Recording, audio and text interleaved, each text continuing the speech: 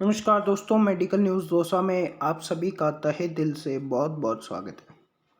तो दोस्तों, आज मैं आप लोगों से बात करने वाला हूं कि जो RUSH BSc नर्सिंग की काउंसलिंग होगी, उस काउंसलिंग में आपको कौन कौन से डॉक्यूमेंट्स चाहिए। जो डॉक्यूमेंट्स आपको चाहिए वो इस वीडियो में मैं आपको बताने वाला हूं।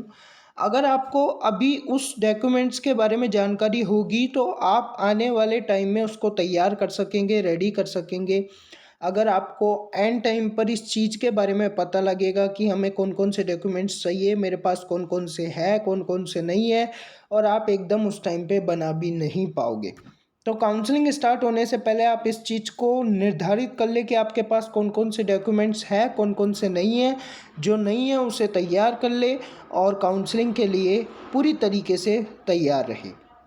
तो देखो, सबसे पहले इसमें आता है नंबर 1 पर कास्ट सर्टिफिकेट।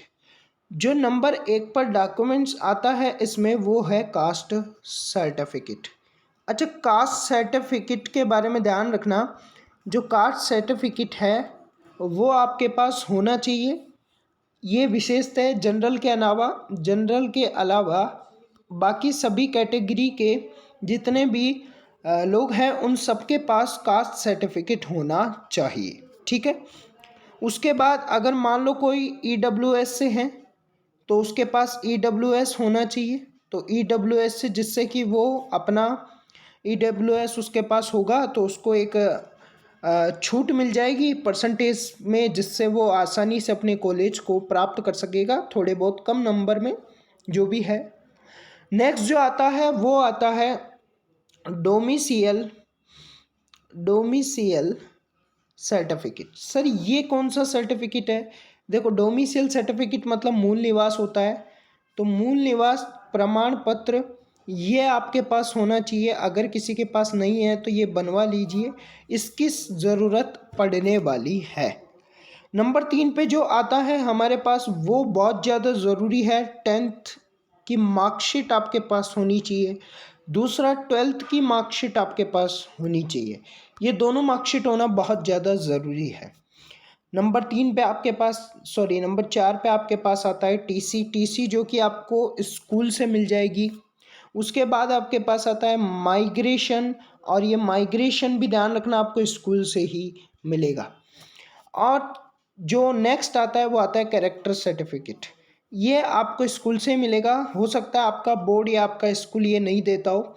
कुछ स्कूल देते हैं और कुछ नहीं देते हैं, तो वो आपको देखना है कि आपके स्कूल से मिलता है या नहीं। स्कूल से 3 चीज़ें लेनी है: TC, माइग्रेशन और character certificate. Character certificate mandatory नहीं है, अगर मिल जाए तो ठीक है। उसके बाद आता है नेक्स्ट नंबर 6 पे हेल्थ सर्टिफिकेट। अच्छा, इसके बारे में थोड़ा सा डिटेल करता हूँ।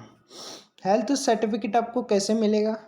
तो हेल्थ सर्टिफिकेट आपको एक डॉक्टर से बनवाना है, और ध्यान रखना उस हेल्थ सर्टिफिकेट पे जो सील लगती है वो सील एक डॉक्टर की लगेगी। डॉक्टर चाहे आपके गांव का हो, चाहे आपके डिस्ट्रिक्ट में, अगर आप मेन सिटी में रहते हो तो सिटी का हो, लेकिन गवर्नमेंट डॉक्टर होना चाहिए, उसी की आपके यहाँ पे सील लगेगी। ठीक है।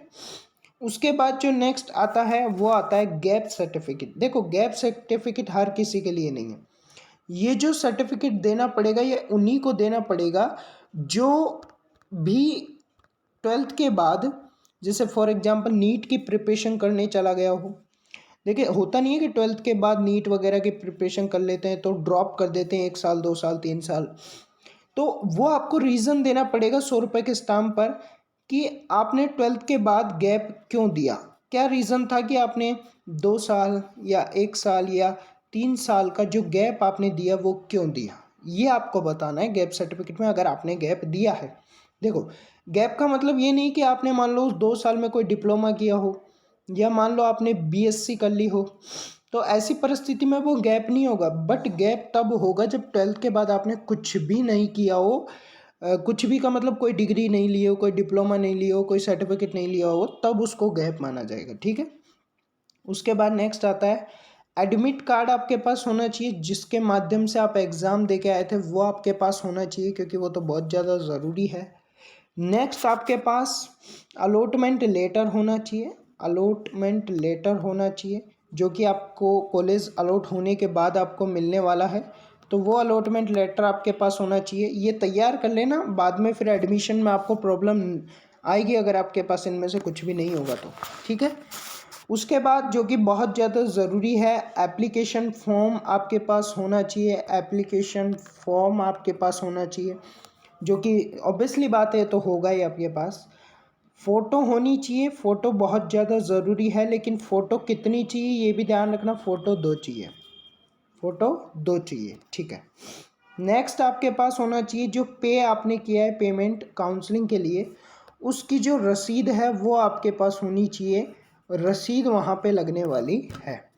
फाइनली एक बात और है, इन सब की, ये सब आपके पास जैसे 12th की मार्कशीट है, ठीक है, 10th की मार्कशीट है, ये रियल होनी चाहिए, समझ रहे हो मेरी बात। कुछ चीज़ें ऐसी हैं जो रियल होनी चाहिए, जैसे 10th की मार्कशीट, टीसी रियल होनी चाहिए, माइग्रेशन, ये सब फोटोकॉपी नहीं लगेंगे, ये सब आपको रियल देना पड़ेगा, ठीक है। तो ये ध्यान रखना। उसके अलावा फ़ोटोकॉपी भी आपको देनी है, तो हर एक डॉक्यूमेंट्स की 2 फोटोकॉपी आपको तैयार करानी है। कितनी फ़ोटोकॉपी? 2 फोटोकॉपी आपको तैयार करानी है, कम से कम 2 तो लगने वाली है। तो इस तरीके से मैंने आज के इस वीडियो में आपको बताया कंप्लीट कि आपको कौन कौन से डॉक्यूमेंट्स चाहिए, आपको तैयार कर लेने हैं। जब भी आपका एडमिशन होगा तो आपको कोई प्रॉब्लम नहीं आएंगे। चलिए मिलते हैं आपसे नेक्स्ट वीडियो में। और यूट्यूब पर हज़ारों वीडियो है इस तरह की नॉलेजेबल वीडियोस, आप देखते रहा करो, नहीं तो आपको किसी भी तरह की कोई भी प्रॉब्लम का सामना करना पड़ सकता है। चलिए बाय बाय।